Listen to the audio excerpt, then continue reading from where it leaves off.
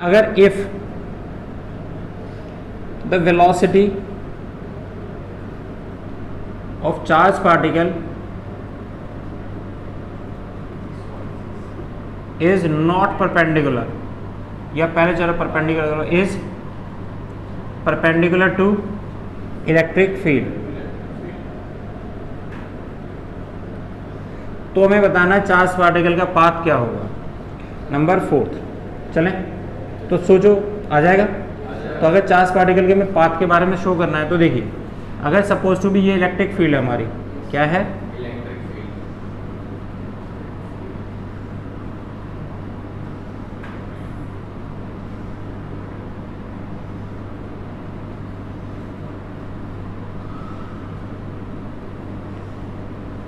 थोड़ा सा एज्यूम करिए, ये हमारी डायरेक्शन है किसकी, इलेक्ट्रिक फील्ड की डायरेक्शन है। और यहाँ से हमने क्या करा, एक चार्ज पार्टिकल को ऐसा शूट कराया। जैसे चार्ज पार्टिकल को यहाँ से शूट कराते हैं तो उसके पास क्या होगी, कुछ वेलोसिटी होगी।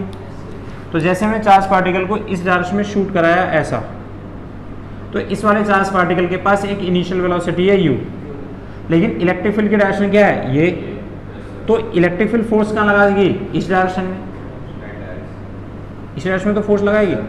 तो अगर इलेक्ट्रिक फील्ड इस डायरेक्शन में फोर्स लगा रही हो, चार्ज पार्टिकल की वेलोसिटी इधर है, तो बताओ ये इलेक्ट्रिक फील्ड इस डायरेक्शन में जो इसकी वेलोसिटी u है इसे कितना अफेक्ट करेगी, तो आंसर है 0, क्योंकि हमें पता है कि कोई भी एक वेक्टर अपने 90 डिग्री पे कभी काम नहीं करता।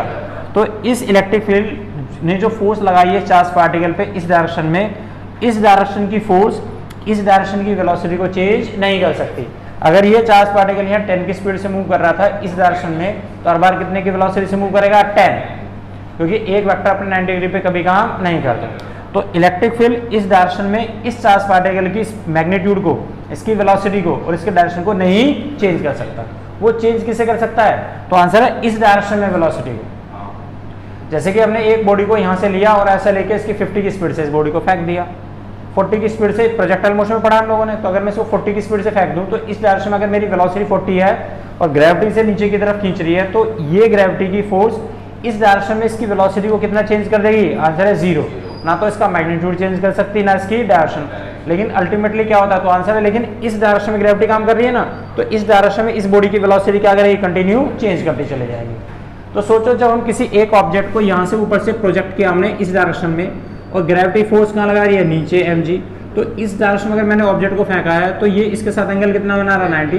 तो इस डायरेक्शन में जो इसकी वेलोसिटी है, ये वेलोसिटी कैसी रहेगी, इसकी यूनिफॉर्म कैसी रहेगी। और इस डायरेक्शन में मैंने फेंका ना, तो इस बॉडी के पास इनिशियल वेलोसिटी भी किसी डायरेक्शन में रहेगी, इसी डायरेक्शन में। तो जो इसकी इनिशियल वेलोसिटी थी वही इसकी टुवर्ड्स, जब तक ये मूव करता जाएगा वो इसकी हमेशा वही वेलोसिटी इसकी बनी रहेगी, क्या, यूनिफॉर्म। तो अगर मैं ऑब्जेक्ट को u इनिशियल वेलोसिटी से फेंकता हूं, तो u इनिशियल वेलोसिटी इसकी टोटल वेलोसिटी बनी रहेगी हमेशा। लेकिन इस डायरेक्शन में मेरी इनिशियल वेलोसिटी कितनी थी, 0। तो हम देखते हैं कि इस डायरेक्शन में मेरी इनिशियल वेलोसिटी 0 थी, लेकिन ग्रेविटी इस डायरेक्शन में फोर्स लगा रही है। तो ग्रेविटी अगर फोर्स इस डायरेक्शन में लगा रही है, तो इस वेलोसिटी को किधर चेंज करेगी, इस डायरेक्शन में। इस डायरेक्शन में फोर्स को नहीं चेंज कर सकती। तो फोर्स हमेशा कहाँ काम करती है, अपनी लाइन पर काम करती है। या तो अगर अपनी लाइन पर है तो उसकी वेलोसिटी इंक्रीज कर देगी, अपोजिट है तो डिक्रीज कर देगी।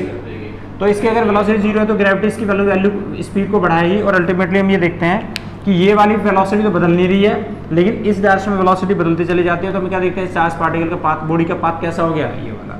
और यहाँ पे जब भी ये चार्ज पार्टिकल मूव करता है तो हर बार इसकी वेलोसिटी हॉरिजॉन्टल डायरेक्शन में कितनी मिलेगी, u। लेकिन पहले इसकी वेलोसिटी यहाँ पर कितनी थी, 0, लेकिन अब इसकी वेलोसिटी वेक्टर बढ़ गया पहले से। यहाँ देखते हैं तो वेलोसिटी और बढ़ गई, और यहाँ देखते हैं तो वेलोसिटी और बढ़ गई। तो इस डायरेक्शन में वेलोसिटी को इंक्रीज कर सकता है, लेकिन अपने 90 डिग्री पर ही काम नहीं कर सकता। एग्जैक्टली यहाँ पर भी ऐसे ही होता है कि अगर एक चार्ज पार्टिकल ऐसा मूव कर रहा था, तो शुरू में इसके पास वेलोसिटी कितनी थी, यहाँ पर 0। तो ये इलेक्ट्रिक फील्ड इस चार्ज पार्टिकल फोर्स किधर लगाएगी, इस डायरेक्शन में। तो इस डायरेक्शन में इसकी वेलोसिटी को तो चेंज कर सकती है, लेकिन इस डायरेक्शन में इसकी वेलोसिटी पहले भी वही थी और अभी भी वही है। तो मान लो इसकी पहले इस डायरेक्शन में इनिशियल वेलोसिटी कितनी थी, 0। इस डायरेक्शन में इनिशियल वेलोसिटी कितनी थी, u, और u ही इसकी यूनिफॉर्म वेलोसिटी बन गई। तो इसकी वेलोसिटी इस डायरेक्शन में चेंज हो गई, कितनी हो गई, मान लो v1 या v डैश हो गई। तो अब ये बता, ये वाला जो चार्ज पार्टिकल यहाँ पे बैठा था q, ये इधर मूव करेगा या इस डायरेक्शन में मूव करेगा, तो आंसर है ना तो ऊपर मूव करेगा ना इधर मूव करेगा, उस डायरेक्शन में मूव करेगा जहाँ पे इन दोनों का रिजल्टेंट है। तो ये किधर मूव करेगा, ए ऐसा मूव करेगा, ऐसा मूव करेगा।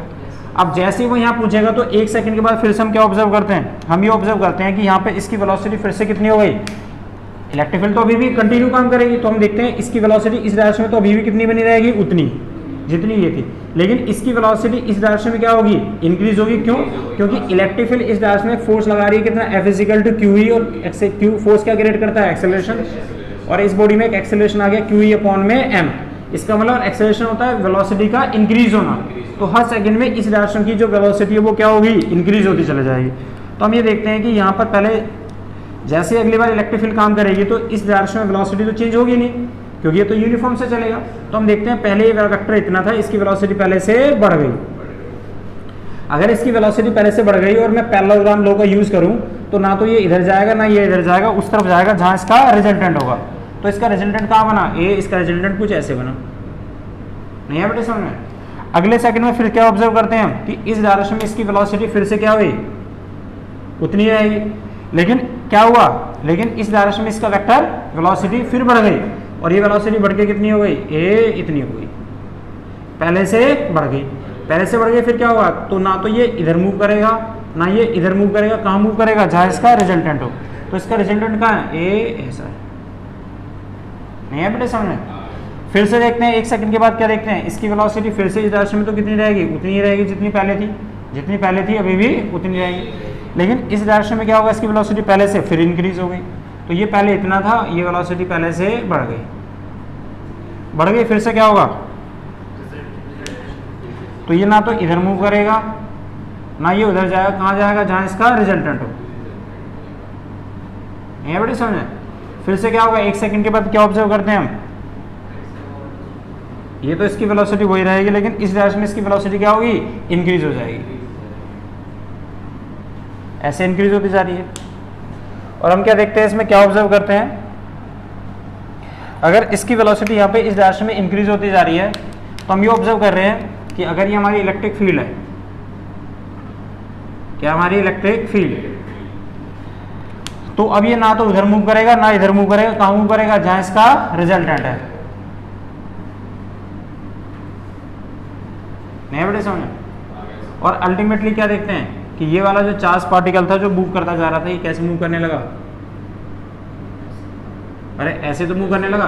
तो इस चार्ज पार्टिकल का पाथ कैसा हुआ, दिस इज पैराबोलिक, ये तो पाथ हुआ बेटे इसका, दिस इज पैराबोलिक। लेकिन जैसे ही वो इलेक्ट्रिक फील्ड से बाहर होगा ये चार्ज पार्टिकल, यहाँ पे इसकी वेलोसिटी क्या हो रही है, बढ़ रही है, बढ़ रही है, बढ़ रही है, बढ़ रही है, यहाँ पर इसकी वेलोसिटी चेंज नहीं हो रही, तो ये क्या है, उसकी रिजल्टेंट वेलोसिटी। अब मान लो इसकी रिजल्टेंट वेलोसिटी बढ़ के हो गई 40, पहले 0, यहाँ पे कितनी थी 5, लेकिन यहाँ पे बढ़ते बढ़ते रिजल्टेंट वेलोसिटी हो गई 40, लेकिन जैसे वो इलेक्ट्रिक फील्ड के बाहर जाएगा तो बताओ उसकी वेलोसिटी फिर इंक्रीज होगी, आंसर है नो, अब उसकी वेलोसिटी इंक्रीज नहीं होगी। तो अब ये वाला चार्ज पार्टिकल जब इलेक्ट्रिक फील्ड से मूव करेगा आगे की तरफ जाएगा तो कैसा होता हो जाएगा, आंसर ऐसा मूव करता हो जाएगा, ए ऐसा, बिल्कुल सीधा निकल जाएगा, क्योंकि अब इसके ऊपर कोई फोर्स काम नहीं कर रही, और जब कोई फोर्स काम नहीं करती है तो बॉडी किस डायरेक्शन में चलती है, तो जो उसका नेचर होता है उस डायरेक्शन में आगे की तरफ मूव करती जाती है। अब ये फोर्स तो हट गई भाई साहब नीचे वाली जो खींच रही थी, अब ये चार्ज पार्टिकल अल्टीमेटली क्या करेगा, इस डायरेक्शन में जो उसकी वेलोसिटी थी उसी वेलोसिटी से मूव करता जाएगा। तो अब हमें शो करके दिखाना है, ये बात समझ में आई। तो चार्ज पार्टिकल का पाथ कैसा हुआ, पैराबोलिक। तो एक बात समझ में आई कि जब भी कोई चार्ज पार्टिकल इलेक्ट्रिक फील्ड के अंदर मूव करेगा, इलेक्ट्रिक फील्ड में perpendicular to its velocity move करता है, तो अल्टीमेटली होता है क्या है, वो चार्ज पार्टिकल का पाथ कैसा हो जाता है, पैराबोलिक हो जाता है। कैसा हो जाता है, पैराबोलिक पाथ होता है। क्यों, क्योंकि under the effect of two force, एक फोर्स की, क्योंकि ये जो वेलोसिटी है, जब हम जिस वेलोसिटी से मूव करते हैं और फोर्स उसके परपेंडिकुलर, तो फोर्स अगर परपेंडिकुलर टू वेलोसिटी तो उस डायरेक्शन की वेलोसिटी को तो बदलेगा नहीं, लेकिन अपनी डायरेक्शन में उसकी वेलोसिटी कंटिन्यू इंक्रीज करेगा। तो इस डायरेक्शन वेलोसिटी इंक्रीज होती है, इस डायरेक्शन वेलोसिटी इंक्रीज नहीं होती, तो under the effect of two resultant इसकी जो पाथ होता है ये कैसा हो जाता है, पैराबोलिक हो जाता है। ये बात समझ में आती है। अच्छा, इसमें ये चीज़ हम लोगों ने देखी है, प्रोजेक्टाइल मोशन में भी देखी है। तो प्रोजेक्टाइल मोशन में याद करो, हम लोग देखा है इसको कि जब हम किसी एक ऑब्जेक्ट को ऊपर से नीचे थ्रो करते हैं तो ये होता ही है अल्टीमेटली कि बेसिकली हमने फेंका तो इस ऑब्जेक्ट को परपेंडिकुलर ही था, इसकी वेलोसिटी परपेंडिकुलर टू फोर्स थी, लेकिन हर बार फोर्स अपनी डायरेक्शन क्या होती है, बदलती नहीं है। यहाँ पर अब वेलोसिटी डायरेक्शन ये थी, अब वेलोसिटी डायरेक्शन ये है, लेकिन फोर्स तो भी ऐसा लग रहा है। अब वेलोसिटी डायरेक्शन ये है लेकिन फोर्स तो नीचे लग रहा है, तो हर बार मेरे एंगल की वैल्यू क्या हो रही है, बदलती नहीं जा रही है। तो जब फोर्स और वेलोसिटी इनके बीच में एंगल बदलता चला जाता है तो हम ये देखते हैं कि इन दोनों के बीच में बनने वाला जो पाथ होता है वो हमेशा कैसा होता है, पैराबोलिक ये वाला मोशन बनता है, प्रोजेक्टाइल मोशन। लेकिन जब हम सर्कुलर मोशन में देखते हैं तो हर बार वेलोसिटी पर फोर्स कैसा एंगल बनाती है, 90। जब ये बॉडी ऐसे मूव करती है तो एंगल अभी भी फोर्स कितना बना रही है, 90। जब ये ऐसे मूव करती है तब भी फोर्स कैसा एंगल बना रही है, 90। तो फोर्स अगर अपनी वेलोसिटी के फोर्स अगर वेलोसिटी का अकॉर्डिंगली अपनी डायरेक्शन बदल रही है तो पाथ कैसा होता है, सर्कुलर।